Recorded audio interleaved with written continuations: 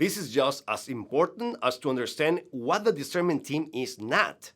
It is not an advisory or oversight body like a parish council or the finance council. The discernment team is an operative body, which means that each member is actively involved in implementing the decisions of the pastor and his team. In general, the pastoral council is a representative body of parishioners serving in an advisory capacity. The finance council, on the other hand, has oversight of the fiscal responsibilities of the parish. These councils typically meet monthly, whereas the parish discernment team meets weekly, because it is so involved in the day-to-day happenings of the parish.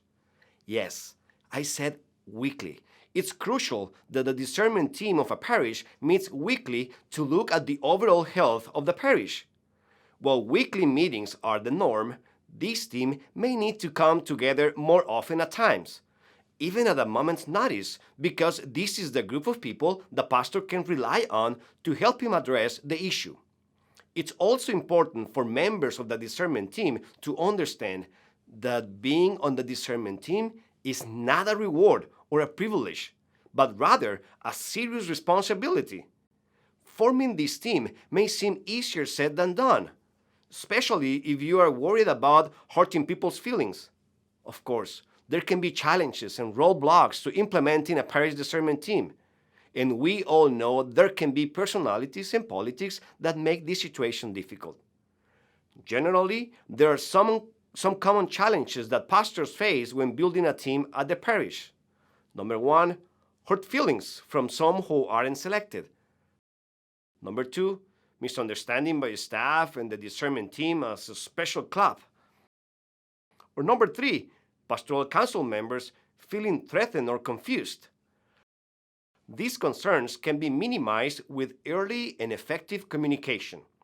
It's important for the pastor to clearly communicate the role and need for a parish discernment team to his council members, staff, and key volunteers.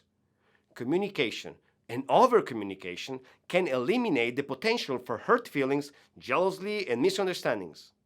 It can be tempting for pastors to avoid the direct conversations needed to bring clarity around the parish discernment team. But the more honest and clear the pastor is about the role of this team, the less excluded other parish leaders will feel. We provided an example on how to communicate to your staff and key ministry leaders on the downloadable worksheet. Now that you know what a parish discernment team is and is not, we are going to talk about the qualities you should look for in the last video. Be sure to download the handout we provided.